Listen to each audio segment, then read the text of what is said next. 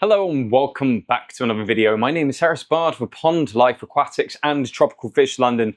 And in today's video, I have 4 stunning new additions to the fish room for you. From a pleco with glowing blue eyes, to hardier to keep rams, an underrated Australian gem, and a beautiful South American classic. Let's get into it.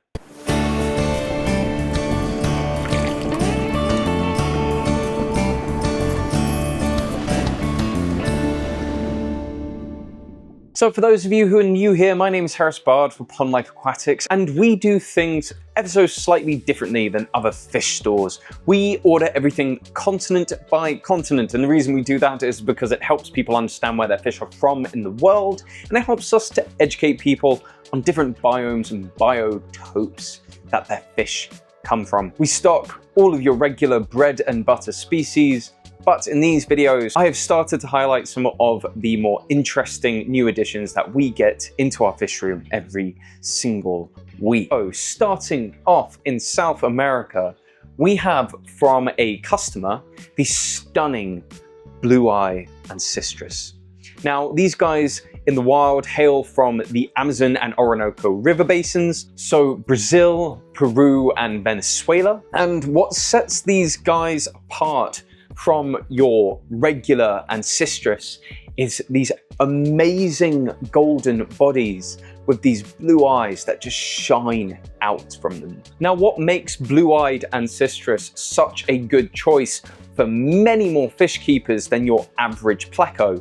These guys only get around 12 to 15 centimeters long, whereas something like a Givisep can get a hell of a lot bigger.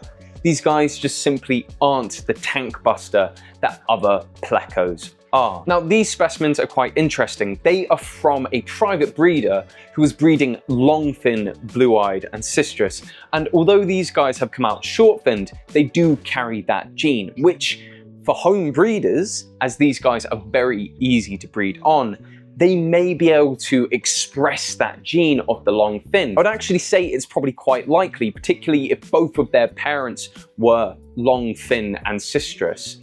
It means that usually an allele like that will jump a generation, and their kids, as long as you have 2 German blue eyes that carry the long fin gene, you'll probably end up with long fin fry. Now, to keep these guys successfully, you need a minimum of about 100 liters for a single fish. Although they can happily be kept in groups in larger tanks, males can get territorial towards each other.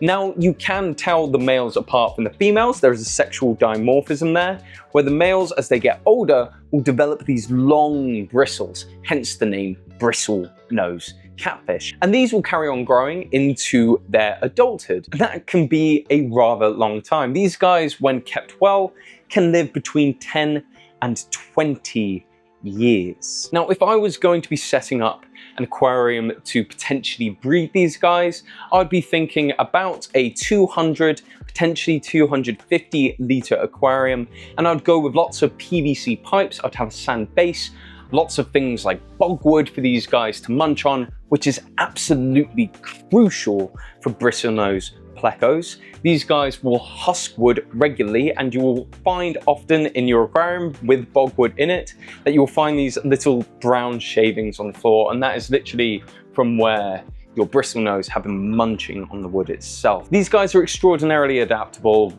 being able to go from any kind of pH from 6.5 to up around 8, and they need a temperature of around 23 to 27 degrees Celsius, which puts them right in that sweet spot for community tanks. In terms of feeding, as long as you have driftwood inside of the tank, these guys will grub quite happily on any algae inside of the aquarium, making them a perfect cleanup crew. That being said, you should supplement with a good algae wafer to make sure that these guys are getting enough food. Simply blue-eyed bristlenose catfish are such a great choice for so many different fish keepers looking for a pleco that isn't going to absolutely get huge. Additionally, they offer a great project for home breeders And honestly, they are just such a stunning little fish. I'm so happy that we have them in. And hopefully somebody will take them home and set up a little breeding colony. So, moving on. Now, I'm slightly further down in South America, and we have something really, really exciting. And if you have ever tried to keep electric blue rams and have had a terrible time with them, as a lot of fish keepers do, this might be the fish for you. In this tank just here, we have Bolivian Red Rams. Now, Bolivian Reds are such a great alternative to your regular electric blue rams that you'll see very commonly in the trade. And that's because these guys are so much hardier than their electric blue counterpart. Electric blue rams typically are very temperamental, and they need temperatures up to 30 degrees to be comfortable. They also need water on the softer side and realistically won't tolerate being in harder water aquariums. However, Bolivian Reds are so much more adaptable, being able to tolerate pHs from around 6 to 7.58, and with much cooler water temperatures being 23 to 27, this makes them so much better of a choice, particularly for community aquariums. And these guys will very, very happily go inside of your regular community tank. Now, if you do want to keep them inside of your community tank, make sure you have at least 100 liters. Ideally, you'd be looking at about 150 if you're going to go for a small group of them. And they will go with pretty much anything that's not got long fins. So you can keep these guys very happily with things like cardinal tetra, black neons. You can keep them with smaller rainbow fish, anything that these guys aren't going to start nipping at. However, they are a generally very, very peaceful species and are probably the most beginner-friendly dwarf cichlid that you're going to find in the trade. They really don't have those niggles that some of your other species have, just making them such a great alternative. And what's great about them is that even though they are so much easier to keep, they are just equally as stunning. With these gorgeous bodies, with the reds starting to go through the fins, they are just such a stunning addition to any community aquarium, and they do just behave beautifully. If you're going to set up an aquarium for them, think about a Bolivian biome. So soft sand, these guys are a prolific sand digger. Make sure that you have lots of smooth stone, lots of things like bogwood, vallisneria, cryptocurrent, anything that's going to tolerate them hiding in and out of them. And make sure that you break up their sightlines, as males can be territorial towards each other. If I was going to keep them in the group, I would aim to have one male to maybe 2 or 3 females. Males can just start to really tick each other off, whereas a male and female group will begin to breed over time, and you should just have a really, really good time with these guys.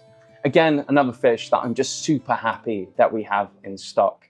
And I'm putting a bet on that I don't think they'll be here very long. Now for our final South American highlight, we have in this tank behind me some absolutely stunning Koi Angelfish. Now, obviously, Koi Angels are a human-bred angelfish, but their wild counterparts come from the Amazon River basin. Now, a lot of the time when you see these guys in store, they are typically as big as you see them in the tank behind me.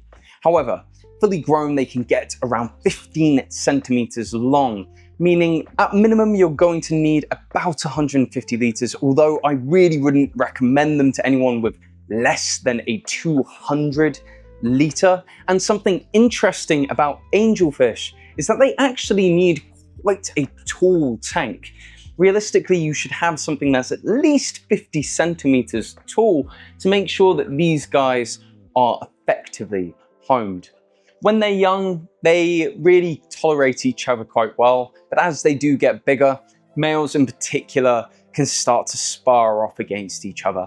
They're also a vertical egg layer, and people will often see their eggs laid against the side of the glass or on broadleaf plants, things like Amazon swords. They are a pair bonding maternal species. When these guys pair off, they will pair for a long period of time. They will protect their eggs and their young fry, and it's a really rewarding thing to be able to do in the aquarium trade. Now, koi angels are just such a beautiful example of angelfish in particular, bred to look like koi carp with those stunning orange and white bodies, little speckles of black and different colors throughout them. And I would describe them almost like a snowflake fish. You're never gonna see two koi angels exactly the same. They are a true showstopper fish. They can be kept happily in peaceful community tanks, although keep them away from long, thin fish, so don't keep them with things like betters or fancy guppies, as these guys will definitely nip them. But they are an incredibly sociable species and have been known to start to recognize their owners. They beg for food, and they are just a super interesting, active fish to have in a larger style community aquarium. Make sure that you give them a varied diet of prepared foods, frozen and live, to really get the best colorations out of them. And honestly, you can't go wrong with an angelfish. There's a reason they're a classic, and it's because they are just simply stunning.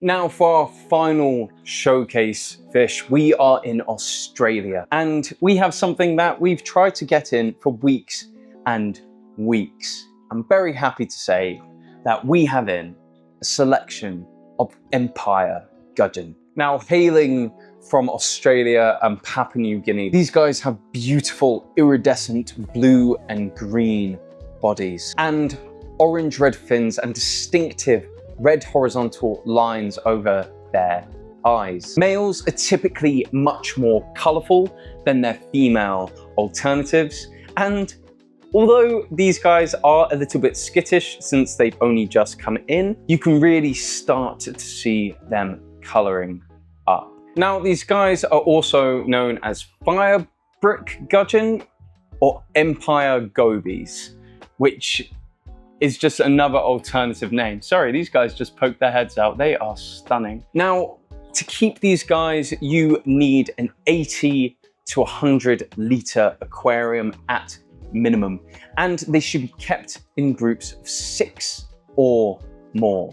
They are a very active fish and can be territorial, but will very happily go into a community aquarium. Typically, you'll find these guys swimming in the middle and bottom of the aquarium. They're very active swimmers, and they really put off a show once they have settled into a new space. They are actually a carnivorous species. That doesn't mean that you solely have to give them things like live and frozen food. However, they will very much appreciate it. Once they have settled down enough, they will take prepared foods. That being said, having variety in a fish's diet will always make their colors shine that bit more than if you just keep them on a regular prepared food. If I was going to be setting up a aquarium for these guys, I'd be thinking about maybe a Australia/New Guinea biome, having a nice sand base, plants like Vallisneria, Java fern, maybe some Anubias in there, bits of bogwood, and some nice pieces of rounded stone. Make sure that you give them low to moderate flow for these guys, and realistically, they're a very adaptable and quite easy to keep fish. They can have a pH from around 6.5 all the way up to 8, and some people have said that they can actually tolerate somewhat brackish waters. However, I would personally only ever really keep them in freshwater. And if I was thinking about keeping these guys, I'd definitely be thinking about keeping them in something like a rainbow fish tank, maybe with some of the red sepic rainbows that I talked about a couple of weeks previously. Things like pseudomoguls will go absolutely fine with them.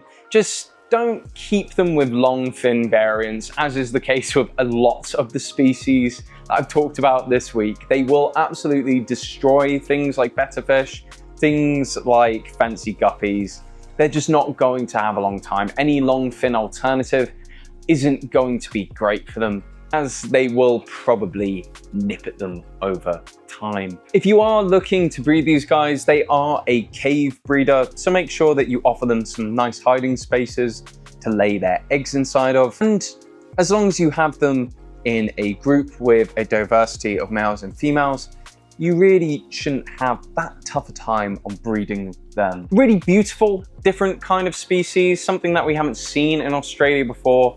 And again, just really glad that we have that diversity of fish in to offer people something that little bit different that isn't going to absolutely bust their tank with these massive sizes. And that's it from me here at Pond Life Aquatics this week. I've got a couple of honorable mentions. We did get a fresh delivery of those Lamprologus multifasciatus that I discussed last week, and they have settled in wonderfully. However, they are in the quarantine room right now, not because there's anything wrong with them, just because we didn't have the tank space in here. So if you are interested in them, do just ask and we will more than happily show you to them.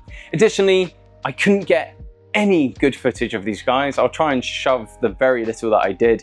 We have a small group of really stunning Melon Barbs.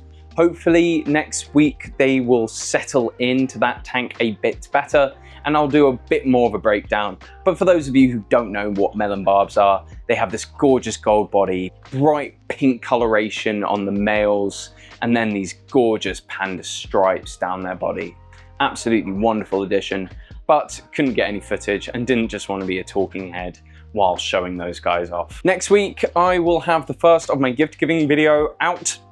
It took a bit longer to edit than I initially anticipated, but the main bulk of it is done now. I'll be finishing that up over this weekend and should have it out for you early next week. Additionally, I've been a bit more active over on the Instagram. So if you're ever interested in shorter form videos, you can check those out over there. Additionally, this week we have the launch of our Black Friday deals, so do keep an eye on our Instagram for that. And for this weekend only, we have buy one, get one free on all live food. So come in store, take advantage of that and see some of the stunning fish we have in at the moment. But for now, that's all from me here at Pond Life Aquatics, and I hope you'll join me again next time for this Pond Life.